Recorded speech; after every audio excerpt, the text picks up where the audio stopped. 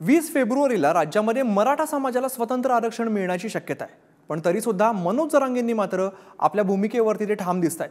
कुणबीतून आरक्षण न मिळाल्यास आक्रमक आंदोलनाची हाक सुद्धा देणार आहेत। तर यावेळेला जरांगेंची संयमी बाजू सुद्धा समोर आलेली आहे। काय घडले आज आरक्षण लढ्यामध्ये पाहूया।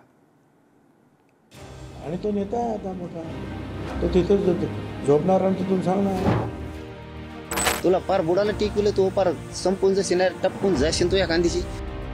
तात्काळ पोलिसांनी गुन्हा दाखल करायला पाहिजे आणि त्याला अटक करायला पाहिजे। तू काय कायद्याचा बाप थोडी झालाय कोणी? कायदा सगळ्यासाठी समान आहे। हा काय हुकुमशहा लागलाय काय? मनोज जरांगे पाटील आणि छगन भुजबळांमध्ये सुरू असलेला वाद आता एका नव्या वळणावर येऊन पोहोचला। छगन भुजबळांनी जरांगेंना डिवचत नवे नेते असा उल्लेख केला आणि हाच उल्लेख जरांगेंच्या जिव्हारी लागला।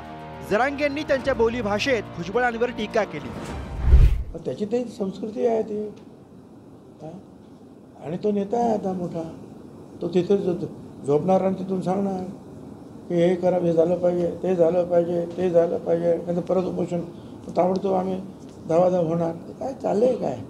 मंत्र्यांनी सुद्धा आणि पोलिसांनी सुद्धा हे दाखवून दिलं पाहिजे कायद्याच्या पेक्षा कोणी मोठा नाही, आणि कायदा जर कोणी हातात घेत असेल तर पोलिसांनी त्याच्यावर कडक कारवाई केली पाहिजे। स्वतःच्या राजकीय स्वार्थासाठी तिकडे ना तू मला टोळ्यान टाळ्या काय शिकतो रे? त्याला काही कळत नाही, त्याला कोणचं गिन्याने मला चांगलं माहिती तो काय आहे।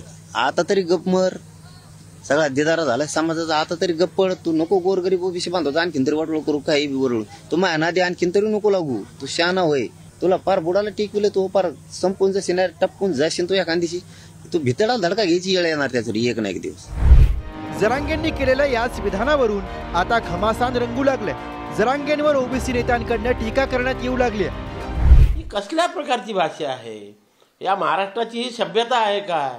त्यांनी याच्याकडे लक्ष द्यावं। मी आपल्या माध्यमातून सरकारला आणि पोलीस यंत्रणेला विनंती करतो की अशा प्रकारची भाषा वापरणाऱ्या माणसाच्या विरोधात तात्काळ पोलिसांनी गुन्हा दाखल करायला पाहिजे आणि त्याला अटक करायला पाहिजे। सामूहिकरित्या धमकी देतो आहे।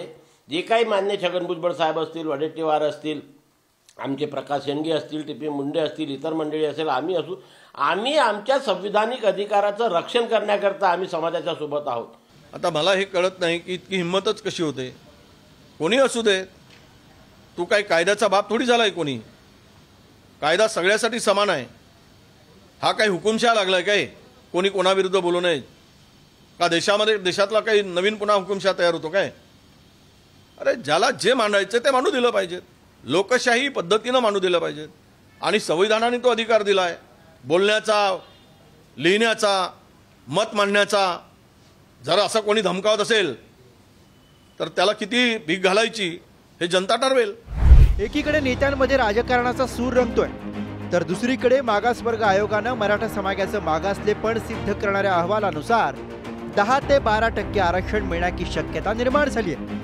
आम्ही आता त्याच्यात पडलेलोच नाही पहिल्यापासूनच, फक्त काही जरा 100-150 जणांना लागत होतं ती, म्हणून गोरगरीब मराठी त्यासाठी लढले, म्हणले नेमा मागासवर्ग आयोग द्या। परंतु खरी लढाई कशासाठी हे सरकारला पण माहिती आहे आणि मराठ्यांना सुद्धा माहिती। हे आरक्षण जर ओबीसी, एससी आणि एसटीला जे 50% आरक्षण मिळतं, या 50%पेक्षा अधिकचं आरक्षण मराठा समाजाला सरकार देणार असेल तर त्याला आमचा कधीही विरोध राहणार नाही। पण ज्या दिवशी 50%च्या आतमधून हे आरक्षण देण्याचा सरकार विचार करेल, त्या दिवशी या महाराष्ट्रातील एससी, एसटी, ओबीसी एकत्र येऊन त्याचा पुन्हा याच्यापेक्षा मोठा विरोध करेल आणि आपल्या संविधानिक अधिकाराचं रक्षण करेल।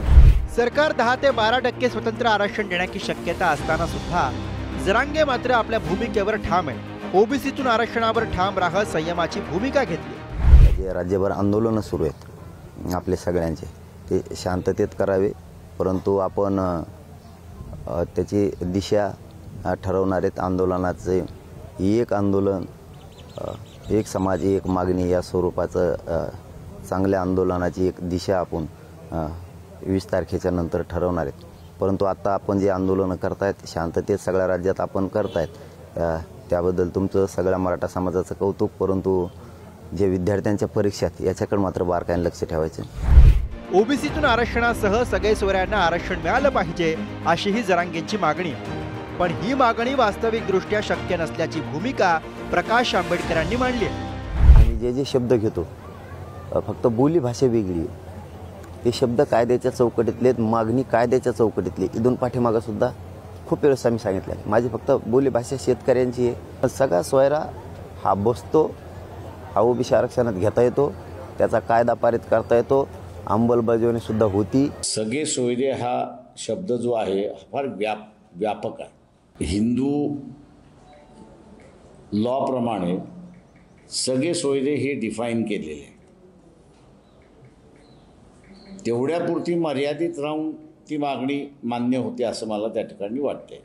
त्याच्यामुळे असं जरांगे पाटील हे जे बोली भाषेतला शब्द ज्यावेळेस वापरतात की सगळ्या सोयऱ्यांना सुद्धा मिळालं पाहिजे, तिथे त्यांना या गोष्टीची असणारी जाणीव करून द्यावी लागेल असं मला वाटतं. बुधवारी राज्य सरकारनं 1 दिवसाचं विशेष अधिवेशन बोलावलं. त्यात स्वतंत्र आरक्षणाचं विधेयक मांडण्याची शक्यता आहे. पुढारीच्या माहितीनुसार यातून 10 ते 12% आरक्षण मिळेल असा अंदाज.